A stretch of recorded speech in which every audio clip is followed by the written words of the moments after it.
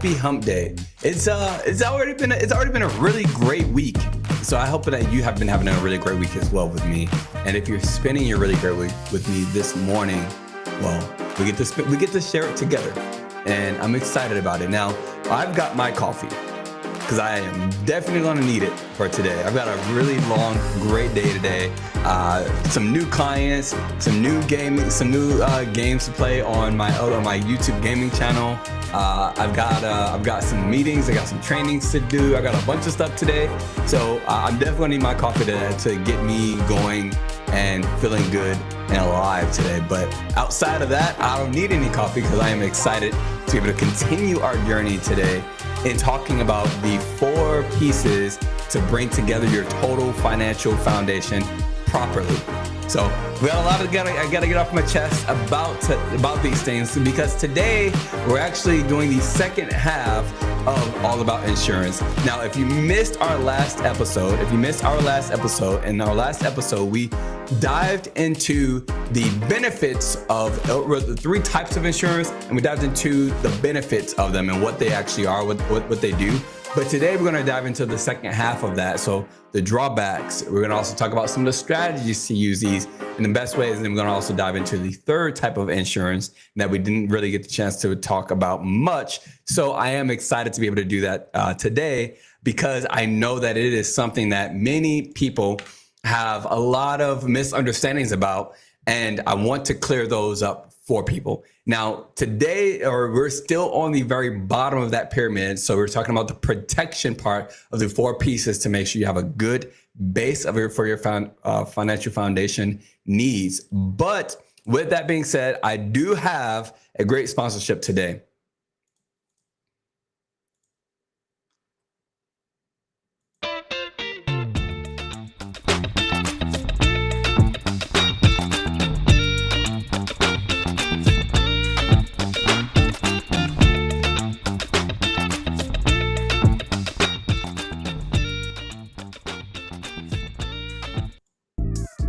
All right, so this is Prime Corporate Services. Now, have you ever wanted to set up your own LLC, or maybe an S Corp, or maybe even a C Corp, one that you were kind of confused about, maybe a little bit lost about? You didn't necessarily know exactly what the right steps were. Maybe you've already got your business, but you're trying to look for some more tax deductions. Maybe you're working with attorneys or accountants or tax professionals, but maybe they just don't take care of everything that you could possibly want and need for your business. Well, look no further. Literally, Prime Corporate Services is here, and they will help you out with everything that you want to be able to take on. And literally, they make it so simple. I mean, it's as easy as literally scheduling a call. The greatest thing about it is that they will be able to provide actual business advising for you and planning outside of just things like an LLC. Should you actually set up an S Corp? Do you have employees or contractors? Also, should you be paying yourself either 1099 income or W-2 income? What about credit? So many people have so many questions about business credit. And to be honest with you, there's a lot that goes into business credit. And I even talked about business credit here on the podcast, but I dived into personal, business, and also something that you might not be as familiar with, which is corporate credit as well. Now, with corporate credit, this is where you get the chance to actually build credit outside of your personal credit, no personal liabilities at all, and it has a completely different scoring rating than business and personal credit, where you get the chance to actually build your own business's credit based on your LLC and EIN, and that is it. The ability to be able to borrow more only comes from being able to borrow more. So if you want to learn more about paying off debt using corporate credit, you want to learn about building up the right business entities, getting good tax advice, tax preparation, even HR work, whatever it is, reach out, or you can use the link down below in the description in order to get your own free business call with Prime Corporate Services. Prime Corporate Services has been amazing. They've been working with all of my business owners on everything when it comes to business planning, all the way down to estate planning, to make sure that that business is passed on to whomever it is that you expect and you would like it to be passed on to as well. Just know they can help you out with whatever it is when it comes to your business planning needs. So if you need anything when it comes to business planning, whether it's entity formation, tax preparation, business credit, or estate planning, definitely use the link down below for Prime Corporate Services, and you guys will be able to get your own very free consultations. You can ask us many questions. It is all educational. And once you're ready to move forward, then you can be able to help or sit down with them, go ahead and set up your plans, and they will take great care of you. It is much easier and much more reputable than most of those companies out there that say that guarantee, doing like your LLC and things like that. They'll take care of you as long as you use my link down in the description below. They're going to make sure that you get a free consultation. Also, I believe that they have like about a 20% discount as well right now. So just make sure to schedule an appointment with them, get some time, learn what options you have for building your own business, especially if you don't even know where to even start from. And if you are experienced, they've got tons and tons. I mean, I think over 1,200 tax deductions to help you out with. And it is just absolutely phenomenal. So make sure to check out Prime Corporate Services using the link in the description below from whichever place that you are choosing to enjoy this podcast. So when it comes to insurance, I want to make sure that you guys remember the financial foundation overall before we even dive into the steps. So as I've shown before, and that we talked about before, if you don't know what I'm showing you right now, you're like, what is this? Make sure to go back by about 3 or 4 episodes where I dived into the financial foundation pyramid overall. But this is how to properly build a good, solid base for financial independence and freedom. All right. Now, just prioritizing the 4 of these won't specifically bring you wealth. That's where learning and using different strategies come in, which is obviously what we're also here to do and to help you out with, right, on the podcast. But making sure that you have proper prioritization of these 4 building blocks to your financial foundation will help make sure that you do at least have a good base. So the very first one is protection. This requires the most attention or the most priority. And then debt management. Obviously, if something happens to you, right, and you've got no debt, but also no protection, well, what's going to happen? Either you're going to have to go into debt, or hopefully you got emergency funds to be able to pull from emergency funds. And then that brings us to emergency funds. If you don't have emergency funds, and you probably likely have to go back into debt, right? And then also investments. And the unfortunate thing is that most people start off with this upside down, where they start with investing first in order to then maybe have money for an emergency fund, and then maybe to pay off debt, and then maybe think about like the proper protections as an afterthought. And when it comes to the protections as an afterthought, you will always lose whenever you're building your base with investments first. So we dived into already a lot of the building blocks, and I'm going to briefly recover these building blocks of insurance, so that way you get a good understanding of how the building blocks work. So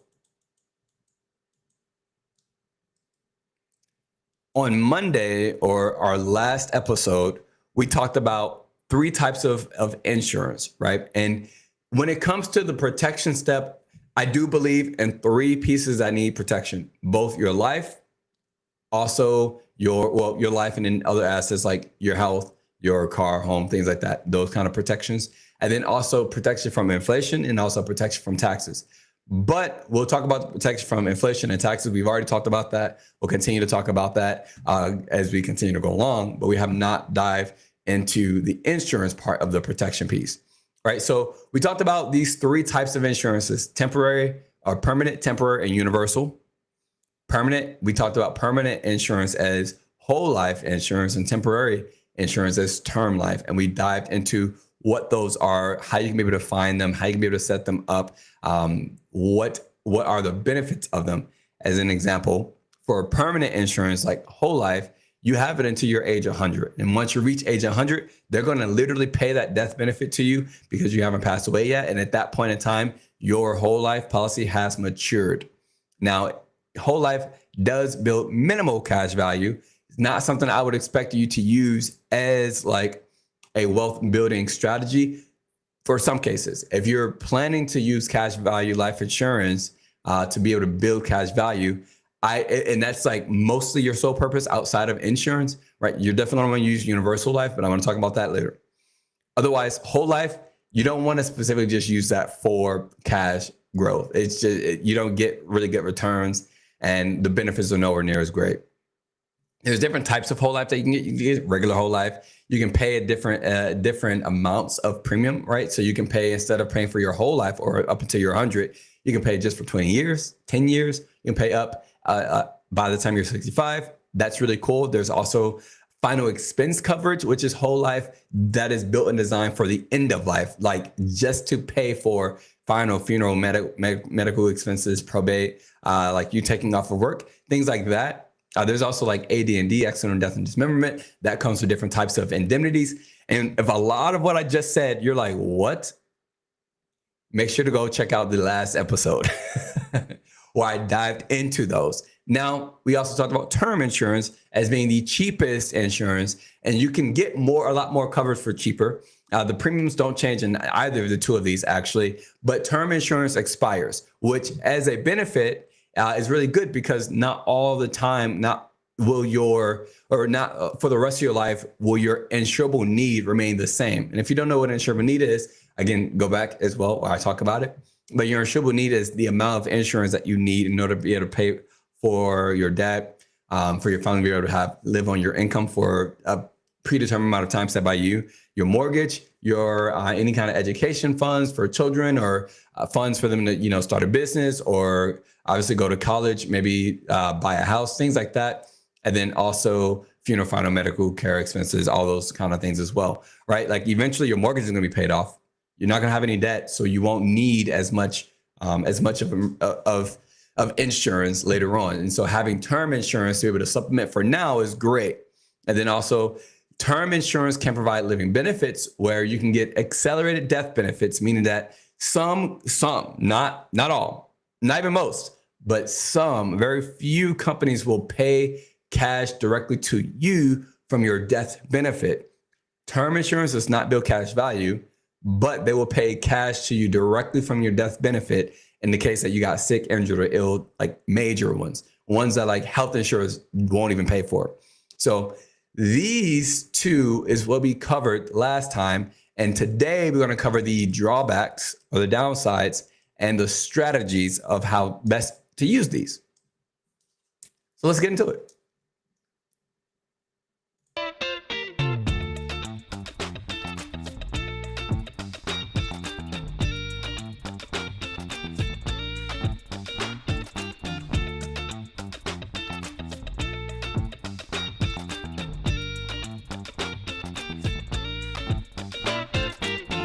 Good, yummy coffee. All right, so we're diving next into the drawbacks of whole life and term life insurance.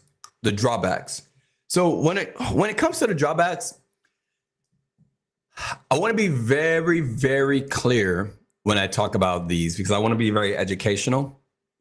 But as I've mentioned before, I have a very clear stance when it comes to life insurance. I don't really care for just straight life insurance. I don't. I don't care for it because you're paying hoping that you pass away while you have it active. If it's term insurance, right? Otherwise it expires. But if it's just whole life insurance, it is very costly. So either way, I don't like just straight insurance. However, with good strategies in place, or with a good plan in place, and you are properly using one of those, or you've got certain, downsides covered by other things, then I think that insurance can be great in your plan. As I think that really almost any account can be great in your plan, as long as it is in a plan and not the only plan. Then that's where things change. So when I talk about these drawbacks, I'm speaking like as if these are strategy lists, and then we're going to talk about strategies next of why I would use them, or why I even plan any of these types of accounts in someone's plan, like in their financial plan overall, because it is still necessary to have some of these in some way, shape, or form in your plan. So let's talk about the drawbacks of whole life. And the way that I had this last time for you guys, I had it actually like this. So we're going to keep in that fashion. Beautiful. All right, just as a remembrance. So when it comes to the drawbacks of whole life insurance, as I've already mentioned, it is the most costly insurance. Now, I mean, imagine you're paying for insurance up until you are age 100. To your age 100. And the cost does not change per month. The premiums never increase, which means that you're going to get a really, really, really bad deal early on and a really great deal later on. As an example, let's say that you're 30 years old, and at 30 years old, maybe the average cost of insurance for, like, let's say that you're going to get $100,000 of coverage. $100,000 of coverage when you're age 30, outside of just whole life insurance. Let's say it was term insurance, right? At age 30, $100,000 of insurance might be something like, I don't know, let's say $15 a month, $15 a month. But then let's say you're age 80, the cost of insurance might actually be something like $1,500 a month. $1,500 a month. So what might actually happen with whole life is that instead of them increasing the premiums from when you started the policy all the way up until you're 100, they're just basically going to take the average of it all, essentially, like the average of it all, and give you that. So you might get $100,000 of coverage for, let's say, maybe, and this is just an example, no quote at all. Like, I'm not giving you a quote. I literally need to know a lot more. I'm just throwing some numbers out there. Your cost might be like $60 a month, right? It could be probably like $20 a month, $15 or $30 a month, but it's something like $60 a month. Well, you might not reach the actual cost of it being $60 a month until you're maybe age 50. Maybe age 50 is where the cost would normally break even at $60 a month. But when you're at 30 years old, and normally it would cost $15 a month, but you got to pay $60 a month, you are paying more for your insurance than you would if you just had maybe term insurance. But if you keep that whole life policy, once it breaks even at like age 50 and where it would be $60 a month, every year past that, when you're getting older, when your health is getting worse, when you're more risky, right? You're making like a much better deal on that, because let's say by that time you're age 80, insurance would naturally cost maybe $1,500 a month, but you're still only paying $60 a month at age 80. So it is now extremely inexpensive, but it is the most costly insurance by far. So that's kind of a benefit, but also a drawback as well, which is another reason why a lot of people, especially when they need cash flow, it makes more sense to go with term life in their earlier years. It makes more sense to go with term life. The only downside to term life is that you won't have it for your entire life. That's the downside, right? Which brings me to our next point, is that you have it for your entire life and it builds cash value, but the cash value builds slowly, very slowly.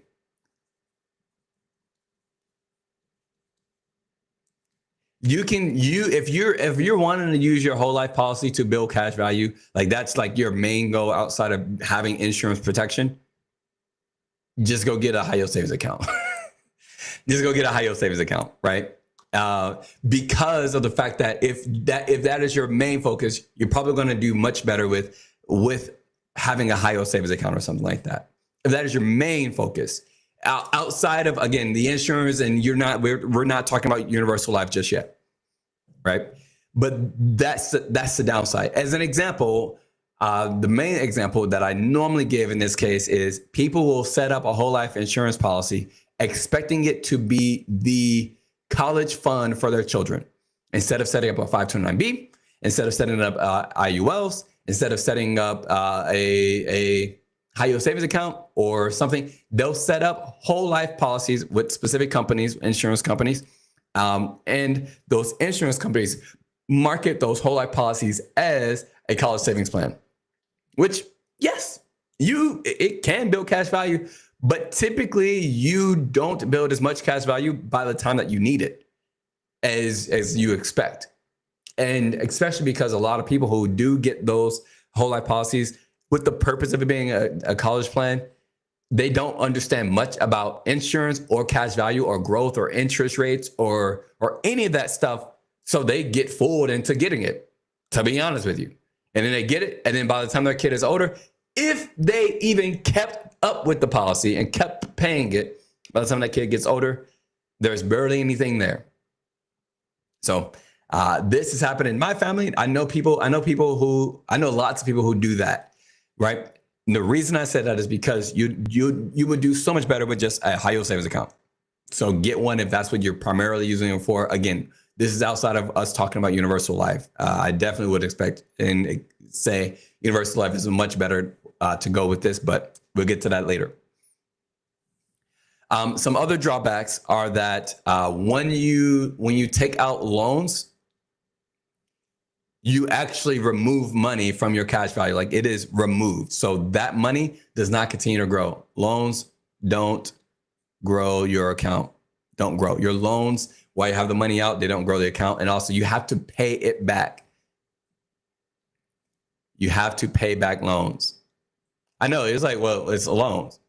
When we talk about universal life, you understand what I mean, but you have to pay back the loans as well. So as an example, if you need to, let's say you need to take a loan for anything, right? You can borrow that money, take it out, and you'll probably go ahead and get some sort of loan plan to pay back, right? You have to pay that back. If you don't, and if you go delinquent, they'll take it from your death benefit, or they will just hold your death benefit in the case that something happens. Also, if you choose to maybe roll your whole life policy over, which I'll talk about in the strategies part, then you might end up getting bricked. So you can't actually do that until you finish paying off that loan. So it can become a really, really stressful part, as well as some of the loan interest rates can be pretty hefty as well. So whole life insurance can be extremely costly. And that's kind of really the biggest piece, is that I wouldn't want you to use it specifically for cash value because it is so costly. Now, term insurance, the drawbacks of term insurance. As I said before, it expires. That is one drawback and one benefit. It expires. So the biggest thing about this expiring is the fact that if you want to have that insurance all of your life, well, you're going to have to renew your insurance once it expires. That sucks, because every year that you are alive, your risk class gets worse and worse, right? Typically. And so because because you're getting older, the cost of insurance is also going to go up. So let's just say that you're age 30 years old and you get a 30-year policy till you're 60, and you want to keep that amount of insurance. When you're 60 years old, you're going to have to renew at your new age in order to get another set of coverage. But they're going to base that new policy on your new age of 60. So your insurance is going to be much, much higher at that point versus whole life where your premium is going to remain the same throughout life. The other part about the expiration is the fact that since it expires, it does not build any cash value either. So if the unfortunate happens, or excuse me, if the best case happens, you had, let's say, a $500,000 policy that you were paying $20 a month for 30 years. Let's do the math on that.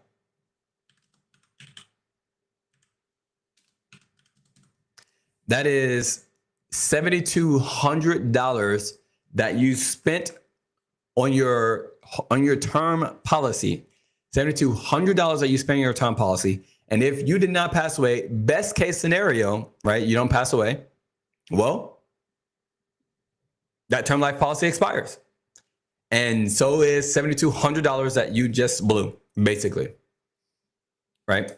So when it comes to the most costly for whole life is most costly out of pocket, like cash, right? But you're building equity in an asset, right? Because it does build cash value.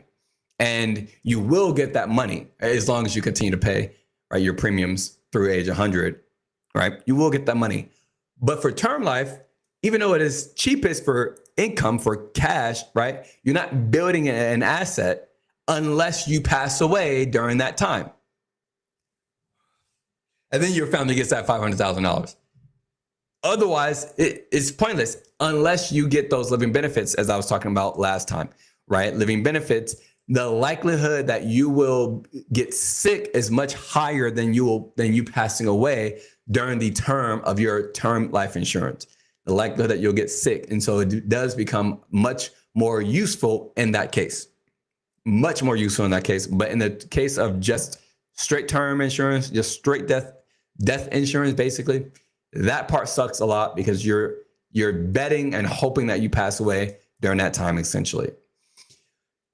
Now, between these two, to be honest with you, like I said before, I almost would not want to give someone one of these two unless I am using it for certain strategies.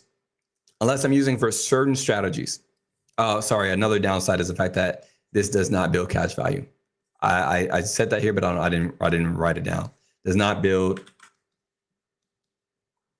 cash value at all.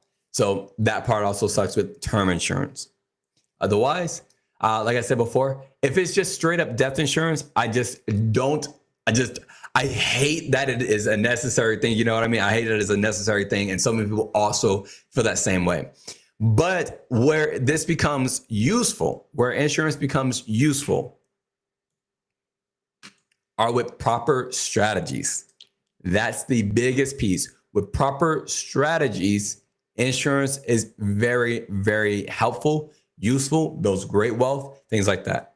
So let's talk about permanent or whole life insurances strategies first.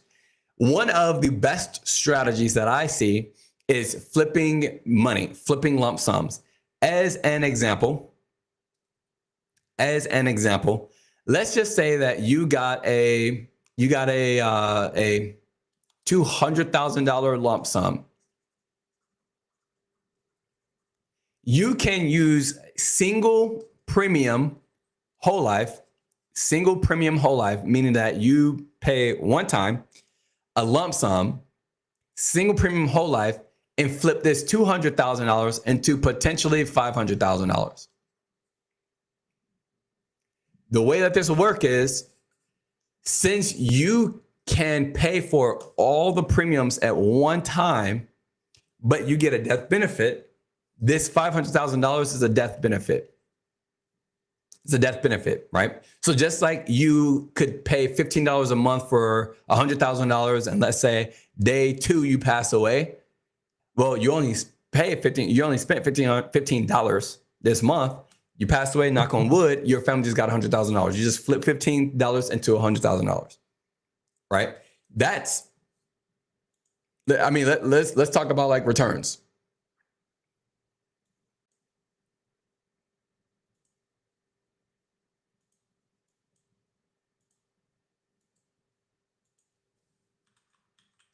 Let's talk about returns. MoneyChimp.com, right? We talk about MoneyChimp.com all the time.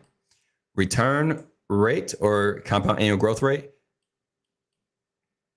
Present value, $15. Future value, 100,000. And I'm just also still just giving something random, right? We're just gonna go 1 year because, well, we can do like 0.5 of a year, but whatever. Anyway, so actually, let's just make this more realistic. $15 a month times 12 months, 180 bucks. Let's do it this way.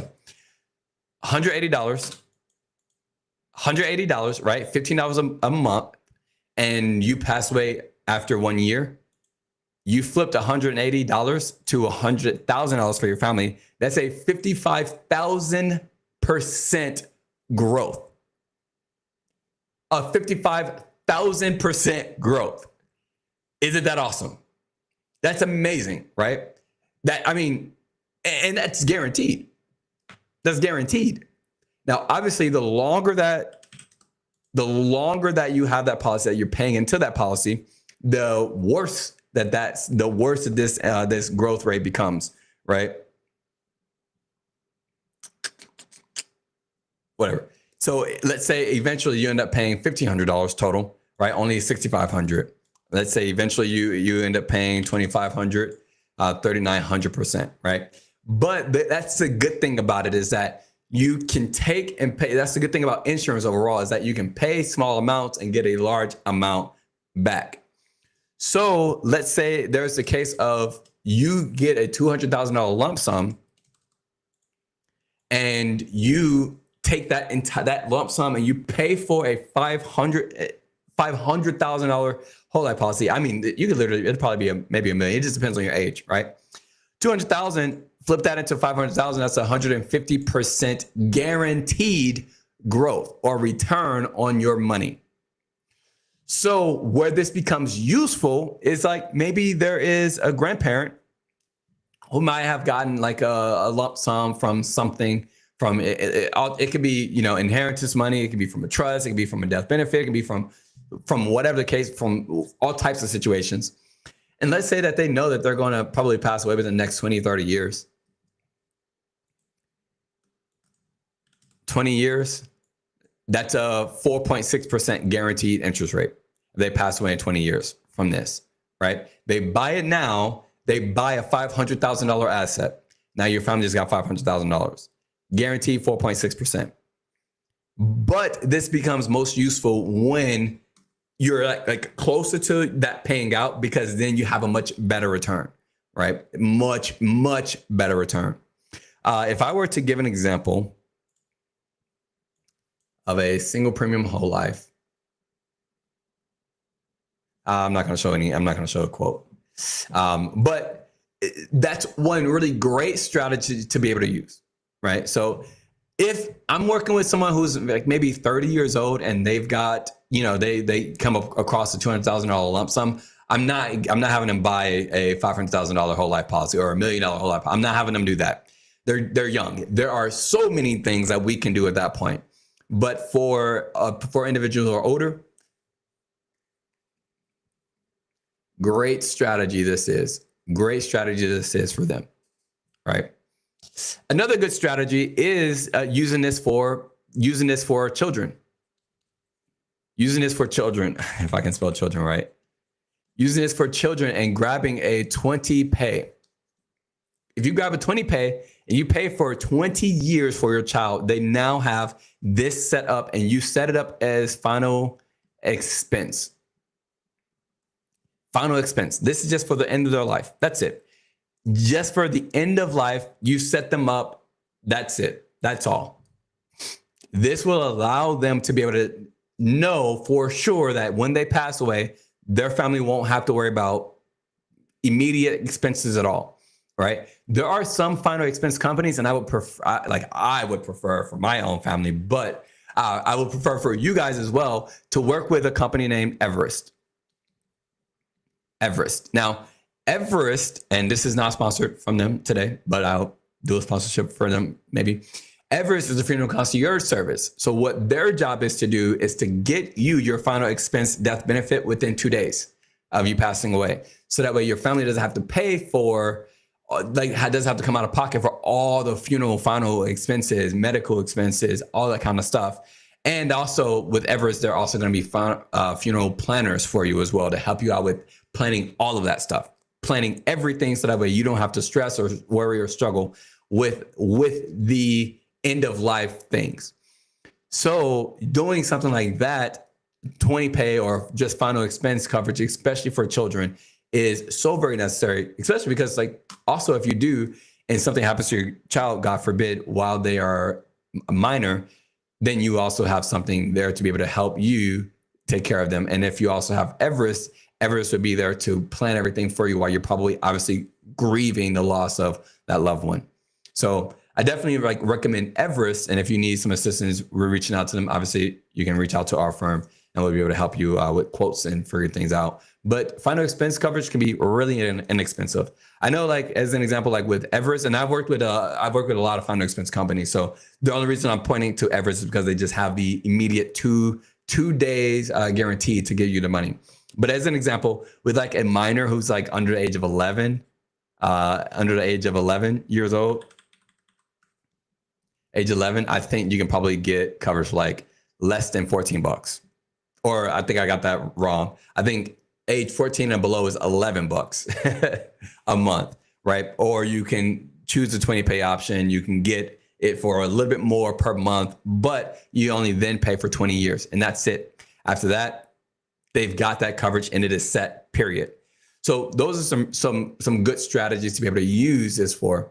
Another strategy, a lot of whole life insurance is more lenient. So maybe you can't get approved for a universal life policy as an example, which we're going to talk about later, which builds really great cash value, really good options and things like that. But whole life can be more lenient. They'll be more willing to accept people. And let's say that you decide to buy a $100,000 whole life policy, and it builds cash value. And let's say you're you know what, I'll have this policy for 10 years. And after 10 years, it is expected to maybe have $15,000 of cash value, $15,000 cash value. But you knew that you were in a really bad place, maybe physically and with your health. But after 5 to 10 years, your health is gonna be much better. Then you can roll over, you can roll over a 401k into an IRA. You can roll over your whole life policy into a universal life policy.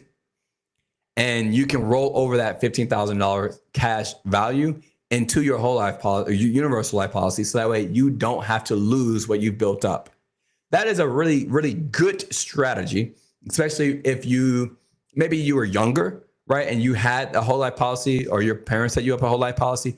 And now you want to roll that cash value over into your own universal life policy. That's something that you could do. It's something you can do for your children.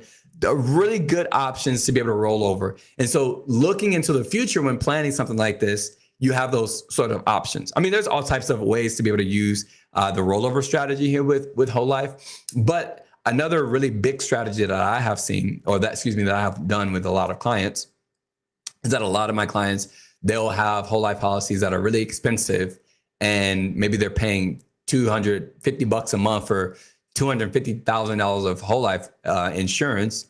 And we looked at how they could get universal life insurance for $250 a month, and they build a lot more cash value, much more cash value. And they could also probably get a much higher death benefit for their family later on, and one that also grows and increases. And so they're like, yeah, I'd much rather have that universal life policy. It's cheaper and I can pay the same amount, get more cash value, get more death benefit. That's a win-win all the way around. And it's free to do those rollovers.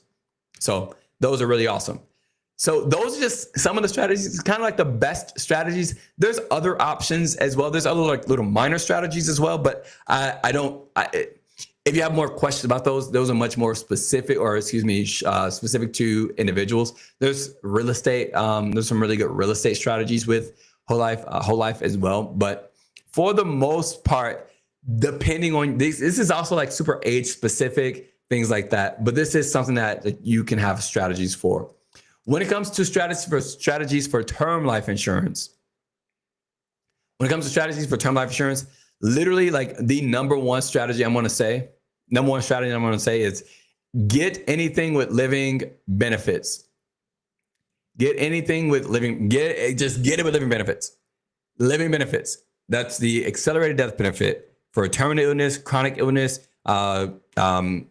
critical illness, cancer, things like that. Get it for living benefits. Like if you don't learn anything else about any insurance, the living benefits piece is the most important. I have a client. I've had a lot of them, but I've got a client about a year ago get diagnosed with colon cancer, and the worst part about him being diagnosed with colon cancer was the fact that he didn't have the money to be able to pay for treatment, and so he was just going to have to let himself, let the cancer win.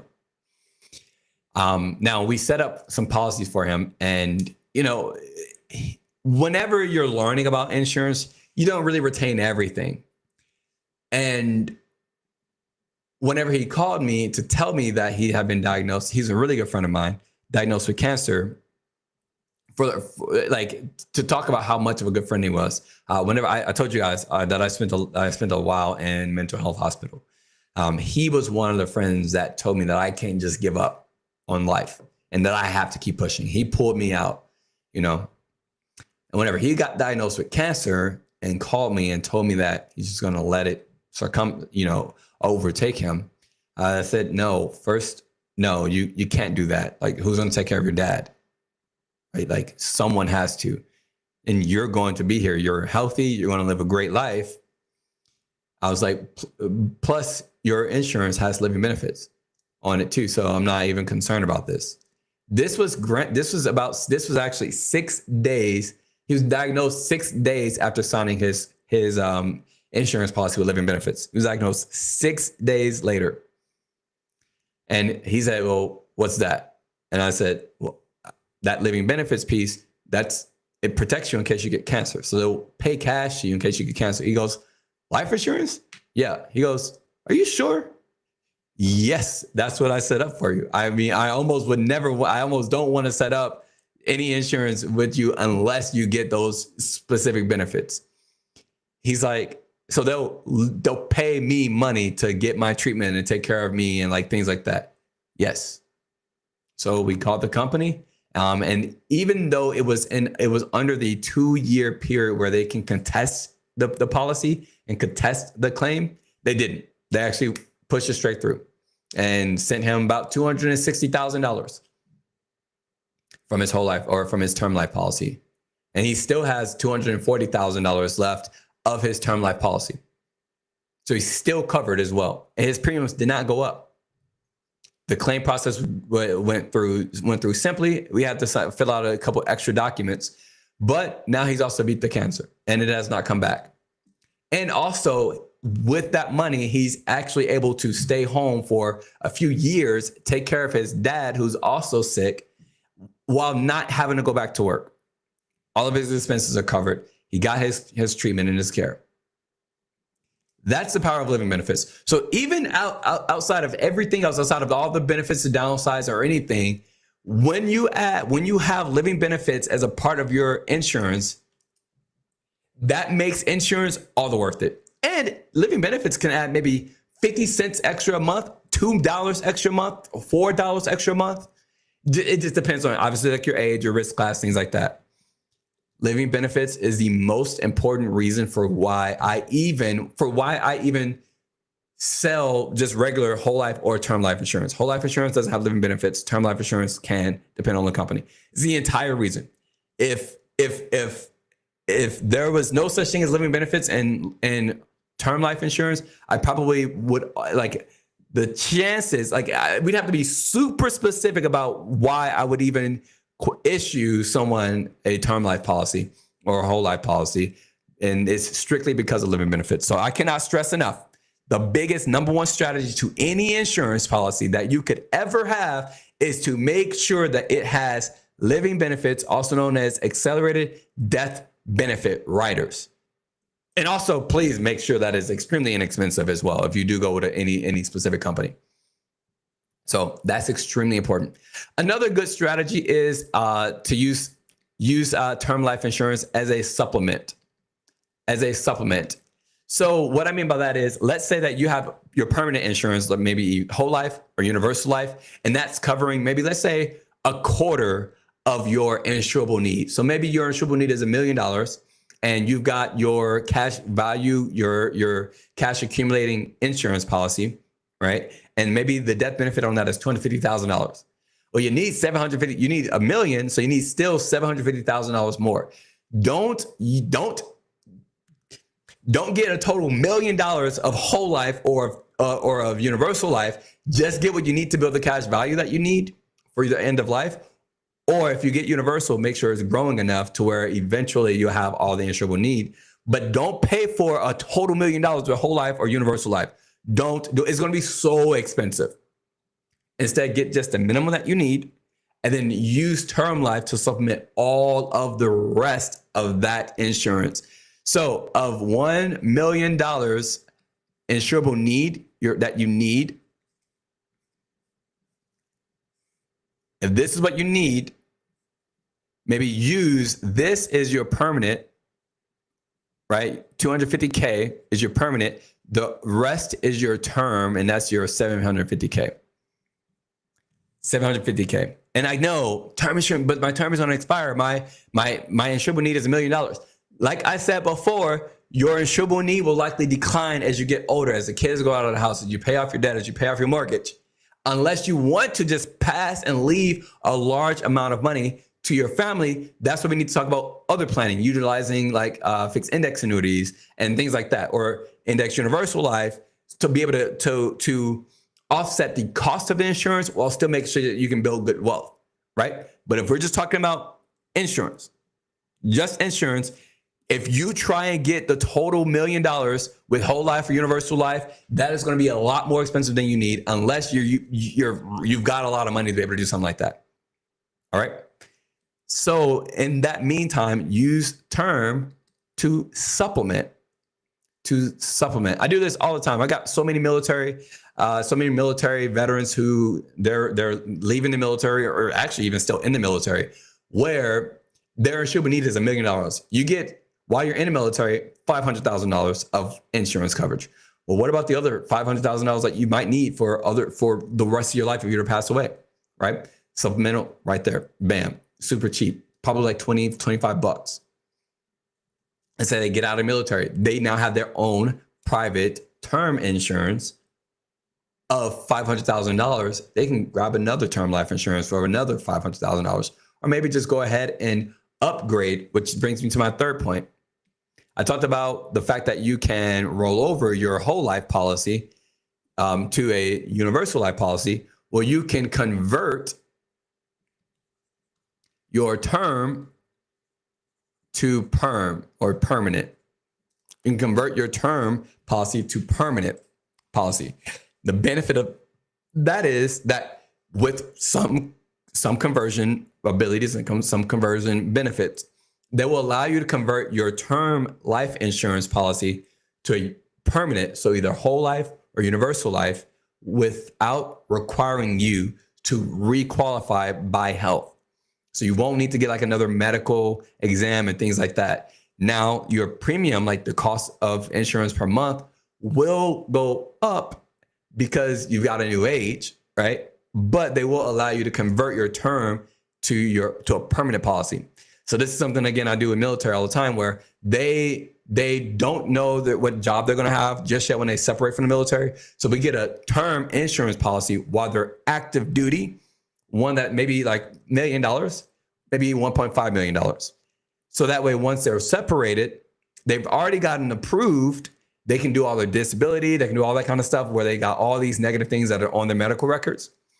And then after they've gotten a job, they've secured their job, we go ahead and we take maybe $500,000 from their term insurance and convert it into like a universal life policy, where now they can build really good cash value. They can index it. against the market, and it can grow with market-like returns. There, they have $500,000 of universal life, they have $1 million of their term, and they still get all the same benefits, the living benefits. Their premium is going to go down as well when they do that partial conversion, or you can convert the whole thing. So that's also another really good strategy, is the conversion. A lot of times your conversion will go up until the end of your term. So if you get a 30-year policy, you can convert at year 29. And they will save your current health for in 29 years. You just get a new attained premium based on your new age. So it's a really cool strategy there to be able to do it that way. Really cool strategy to be able to use it that way. So those are just some of the strategies of which you can use this for. Another really good strategy would be what I call a family maintenance plan, actually. Yeah, family maintenance plan. Maintenance plan.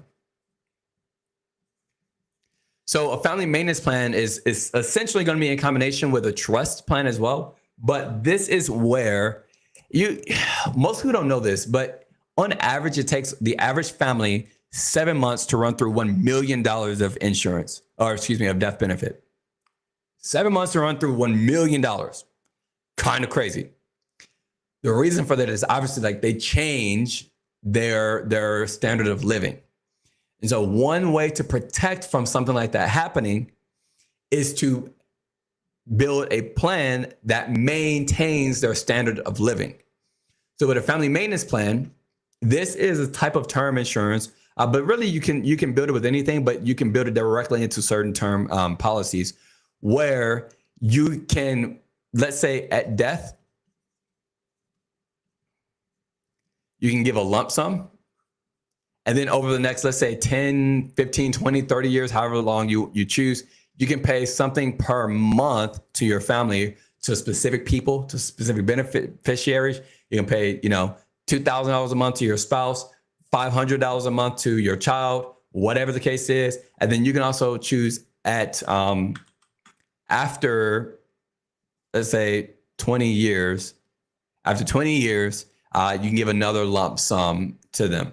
I got one client who their family's dream has always been to have a skating rink, or a skate ring. I don't know how you say it. It's always have a skate rink. So he and his family maintenance plan wanted to leave back about $250,000 at death for a lump sum for them to go ahead and build and start a family maintenance plan. Leave $10,000 a month for them for 5 years, so that way they can run and operate the skate rink. And then after 5 years, get another $100,000 to be able to maybe start another one or something, or kind of help them along. And that was a really good family maintenance plan we built for him. And then also we kind of put it into trust, so we had other things also in there as well, so that way it can be properly managed. But overall, those are some strategies for using whole life versus term life. Also some drawbacks or downsides to using the two of those. We've also talked about benefits already, and also we talked about what those insurance types are. These types are. So when it comes to universal life, universal life is going to kind of be, and I'm not going to dive as deep into this now, but we're going to dive more into it when we get into investments. But when it comes to universal life is kind of the best of both worlds. Universal life, especially when we talk, and now I'm going to specifically talk index universal life. When we talk index universal life, it uses term insurance, so to keep the costs cheap, but still being permanent, so it lasts your entire life. The whole purpose of it is to pay enough, especially early, to where after 15 to 20 years, your policy is covered. You don't have to worry about like paying for the insurance portion of that kind of anymore. But then also you got really good cash value growth. You've got really good death benefit, as well as having an increasing policy, just meaning that like your death benefit grows as you put money into it, right? As you put money into it, your death benefit grows, which is something unlike whole life and term life. So it brings the best of both worlds and a bunch of other benefits. There are some drawbacks to that, but like I said before, We're going to dive into universal life when we dive into investments, only because I want to talk about it in the same realm of the investment strategy. Because to be honest with you, like I talked about before,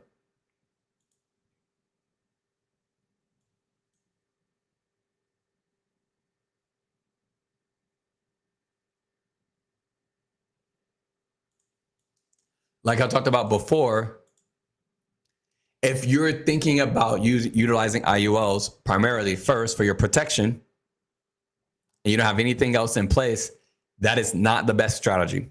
It's not the best strategy at all. Now, if you've got other things in place or you don't, but we've got a plan, right? Let's say that we're sitting down to build a plan. I've got your entire plan laid out in front of me. Then yeah, while we're submitting like the term insurance or whole life, if that's what you like, then we can also submit requests for index universal life while we're also taking care of the debt management on that day. Then another day, set up emergency funds and starting that plan, and then also investments. All these kind of strategies, right? If we're doing it all combined, then yeah, sure. But if you have to pick or choose one, right? Like you've got $250 a month. First, we need to make sure you got the proper protections, right? Your home, auto, your property casualty, things like that, your life, your health, things like that. Debt management taken care of, right? You maybe pay a little bit of extra money towards your debt. And then also making sure that you're putting some money into emergency funds. And then we can talk about the investments and retirement planning. But the biggest thing is that you need to properly understand each of these steps. And so our very next podcast episode is going to be about debt management and the different types of debt as well. And I've got a really good sponsorship for you guys when it comes to debt management. So I'm looking forward to that for you guys to just be able to help you out on different types of debt strategies as well. But if you do have any more questions about more benefits, more drawbacks, the downsides, the upsides, whether term insurance is best for you, whole life insurance, or do you want to learn more about universal life insurance, comment down below, let me know, or use the links in the description, and I will be able to help you guys out and make sure that you guys get some really good education on it. And if you need any kind of advice, or you do need any kind of like actual setup for any insurance, again, everything that we do at our firm, all the consultations, all of that stuff is all free. You never pay us for anything. The only thing that we ask is if we help you out and you enjoy what we teach you and we'll help you out with, you just pass over some referrals by paying it forward to other family members or other people to get the same sort of education. So with that, guys, I'm going to leave you guys with an advertisement from Gamma app, because Gamma is amazing. And I will see you guys on Friday. But have a beautiful rest of your week. Take care, guys. This podcast is brought to you from an amazing, beautiful partnership or sponsorship. I guess I wouldn't say that as a partnership. This is from Gamma AI. So I know AI, right? Everybody absolutely hates AI. They can't stand AI. They're, oh my God, AI this, AI that. It's absolutely crazy. Today's podcast, but listen, Gamma AI is amazing. They are who I like who I use presentations for. I can even create some like social media, LinkedIn carousels and some individual posts just from what I want.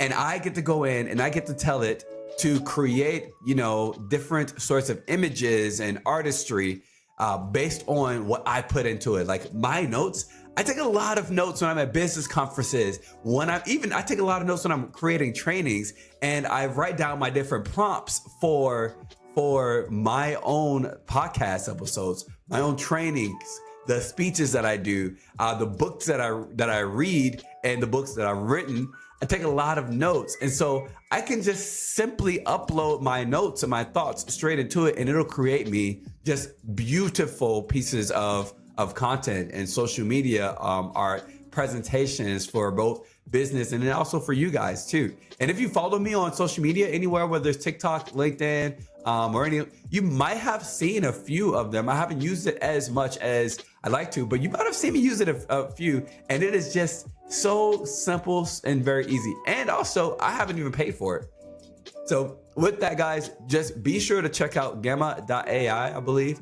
Check them out. This isn't a sponsorship. This isn't an actual sponsorship, but they have been absolutely incredible at some of my content. I took the transcript from my podcast and just put it in and told it, hey, just make me a LinkedIn carousel that looks professional, that I can actually use.